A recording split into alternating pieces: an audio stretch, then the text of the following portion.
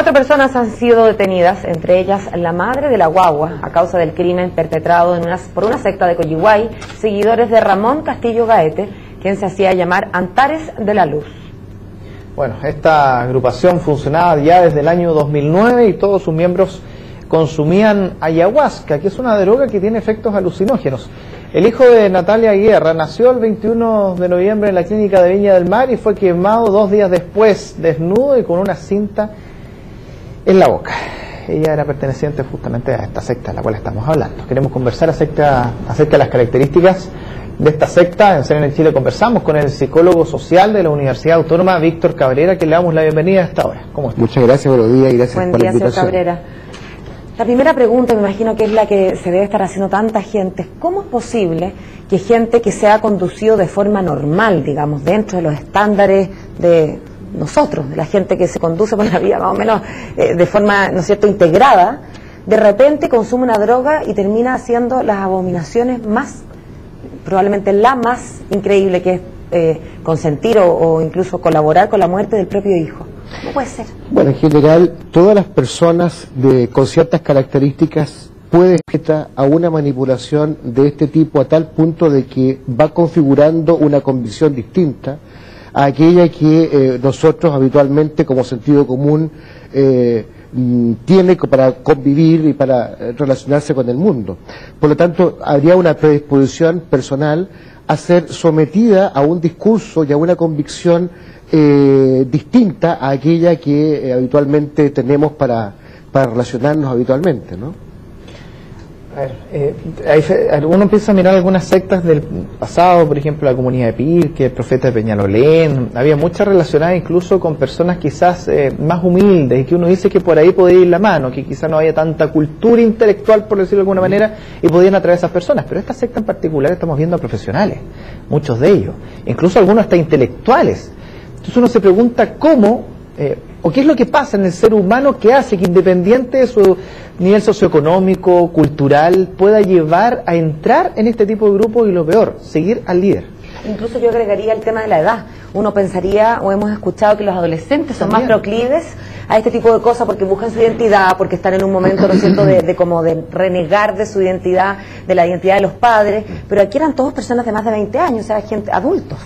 Bueno, aquí hay un fenómeno interesante que tiene varias aristas y posibles explicaciones, pero yo me voy a centrar en 2 aspectos centrales. Por un lado, lo que hace la secta es generar una convicción y por lo tanto también ofrece una posibilidad importante para llenar un espacio de incertidumbre.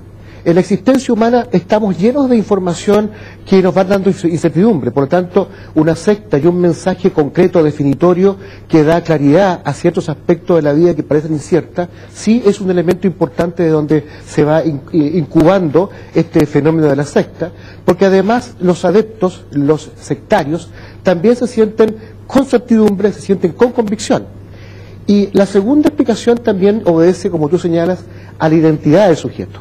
Indudablemente que el grupo da pertenencia, genera afecto, donde se comparten creencias comunes que se van incubando y que estando en el seno de la secta, y por lo tanto el sujeto se siente, como dice el término, perteneciente, involucrado, ¿no es cierto?, y siendo parte activa de un conjunto de personas que valoran su existencia y su devenir. Señor Cabreras, pero finalmente tener creencias, algún conjunto de creencias que dé cierta certidumbre, sentido de pertenencia, todas esas son cosas que con el debido respeto también comparten las religiones instaladas. Indudable, ¿Por claro, qué entonces estas personas, en vez de ir a un credo o ir a una determinada denominación religiosa, como muchas otras personas que son religiosos, tienen creencias, pertenecen, estas religiones, insisto, les dan cierto sentido de trascendencia y de explicación a los misterios de la vida, bueno, pero estos decidieron se fueron por este camino? Sí, yo creo que todas las personas se adscriben a una religión, que es distinta a una secta, por cierto, con un deseo personal de una verdad, de una trascendencia, de una convicción espiritual que se va desarrollando en el seno del grupo. Pero hay una diferencia importante entre una religión y una secta. La religión opera bajo la lógica de una estructura instaurada, de larga data, donde hay una orientación clara hacia la libertad, ¿no es cierto?, y hacia la trascendencia y el desarrollo espiritual. En cambio, la secta está fundada en una modalidad de convicción que nosotros llamamos una coerción, ¿no? Hay una suerte de mensaje coercitivo, persuasión coercitiva, donde la persona se va viendo poco a poco envuelta en un mensaje sistemático, consistente, que va generando temor y también placer, también satisfacción de ser el elegido. Importante también rescatar que para que se surja esta situación de conducta, de comportamiento tan extraño y tan lamentable como el que hemos visto hoy día, una secta tiene que tener varios elementos, varios ingredientes para configurarse como tal en cuanto a las conductas de los sujetos. Primero, decir que hay que considerar que hay un tiempo y un espacio. Segundo, que el mensaje es consistente, permanente en el tiempo, sin que la persona tenga acceso a otra información que le permita comparar. De modo que está cautivo de un mensaje permanente, continuo, con una determinada lógica de coherencia, de convicción, que finalmente va entregando al sujeto una verdad única e indesmentible. Pero ¿cómo se entrega ese mensaje poniendo la siguiente base? A ver, ahora Antares de la Luz tenía 5 mujeres, por ejemplo. El profeta va a presentar hace poco su 7ª esposa, ya tiene 36 hijos. El profeta de Belequén está en Lima, tiene hasta un escudo propio, tiene 6 mujeres.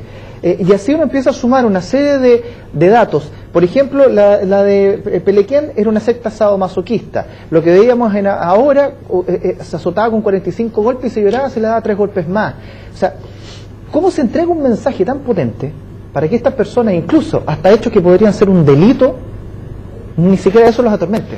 Sigan viviendo la vida como si nada. Bueno, es posible entenderlo de la siguiente manera. Esto tiene que ver también, de alguna manera, está asociado a la condición de liderazgo, ¿no es cierto? ¿Qué es lo que es? ¿Cómo uno puede entender a un líder? Esencialmente, como un sujeto que tiene una convicción a ultranza de aquello que dice, que postula y practica. Por tanto, estar convencido de un mensaje indudablemente que genera en los adeptos una información fruto de una persona que dice una verdad. Ese es un primer elemento que no cualquiera lo puede tener. Una verdad personal que uno define como incuestionable y radical es dada a los otros como incuestionable y radical. Segundo, hay una suerte de sometimiento y manipulación, porque la información que yo le voy dando a mis adeptos es, por ejemplo, esos testimonios reales, ¿no es cierto? Ejemplo, dice una persona que sale de la secta y logra liberarse: me dijeron que yo era fruto del mal, que era fruto de una condición de pecado, ¿no es cierto? Y que mi familia, la verdad, que está hecha para poder, para distorsionar mi vida, mi existencia y alejarme de la espiritualidad y la vida sublime, ¿no es cierto? Y eso me lo pueden decir. Pero te van a decir también, cuando se lo diga a tu familia, que tú estás loco, estás en un error profundo. Eso te van a decir, y vas a ver que eso se va a cumplir. Y probablemente que la persona sometida a este mensaje reprocha a su familia por esta información que le han dado, y la familia le dice: mira, pero ¿cómo se te ocurre? Es un absurdo. Entonces él inmediatamente confirma una convicción inoculada que dice: bueno, en realidad tienen razón, mi familia no me va a creer, y por tanto esta persona que está diciendo una verdad que yo respeto y considero y valoro, tiene una razón incuestionable. Señor Cabrera, y por último, entendiendo que esto es un fenómeno complejo, que no se puede culpar a una sola causa, ¿no es verdad? ¿Estarán los medios de comunicación, o estaremos los medios de comunicación en algún sentido colaborando? Sobre todo estoy pensando en la lógica del fin del mundo. Mucho se habló el año pasado del fin del mundo, de los mayas, de la conjunción de los astros, no tengo idea. Y eso también es una de las cosas que esta gente le mete en la cabeza a sus adeptos, y que prenden la tele y confirman en largos programas que se dedicaban 4 horas a analizar esta posibilidad de fin del mundo. ¿Habrá ahí también una irresponsabilidad en algún sentido de los medios? Indudablemente que hay una manifestación y una difusión de información que de pronto no está bien, no se evalúa sus consecuencias debidamente, ¿no? Antiguamente en la televisión uno leía abajo en la pantalla que este programa está hecho para personas con criterios formados. Hoy día toda la información, toda la comunicación que uno ve no tiene ninguna, salvo alguna categorización que es de familia, qué sé yo, no hay ninguna otra categorización especial que ponga en alerta a la familia. Lo segundo es que cada vez las personas están abocadas al mundo del trabajo, al mundo de la productividad, de la exigencia, del rendimiento, y por tanto inevitablemente se van alejando de aspectos más trascendentales que tienen que ver con su identidad, con su sí mismo y con lo que es coherente o no. Y por supuesto esa vida y esa celeridad lo va poniendo sistemáticamente en un marco existencial siempre de incertidumbre, donde no sé lo que va a pasar mañana. Por tanto, ese espacio personal siempre clama ser llenado por algo. Clama ser llenado por una religión formal, evangélica, católica, etcétera, ¿no es cierto?, donde efectivamente completa con creces mi necesidad.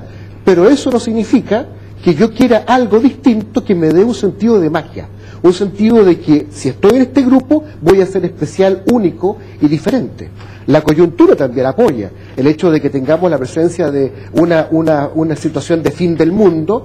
Claramente lo que va sucediendo es que hay un grupo de personas que necesita ser especial, necesita ser salvado. Pero al hacerlo, al pensarlo y al decidirlo, deja abierto un tremendo espacio de debilidad, de sentido de yo, de sentido de identidad, donde pierde la coherencia, pierde el sentido y el juicio de realidad, para pensar que, por ejemplo, en tal o cual lugar yo me voy a salvar, ¿no es cierto? Si yo estoy tomando tal o cual cosa, voy a ser especial, ¿no? De modo que ahí tiene un espacio importante. Ahora, tú señales, perdón que te interrumpa, aquí hay profesionales, hay personas con educación, sin educación, eso es independiente a la necesidad espiritual y el vacío personal que esto tiene, ¿no? Es más, una persona altamente inteligente, con mucho conocimiento, puede estar expuesta a la búsqueda de una verdad mucho más rebuscada, mucho más llena de elementos, ¿no es cierto?, de juicio que confirmen su propia convicción de la existencia. Bueno, le queremos agradecer, señor Víctor Cabrera, haber venido a intentar darnos luces sobre cosas que resultan tan difíciles de comprender, ¿no? Muchas gracias. Gracias a usted. Que esté muy bien.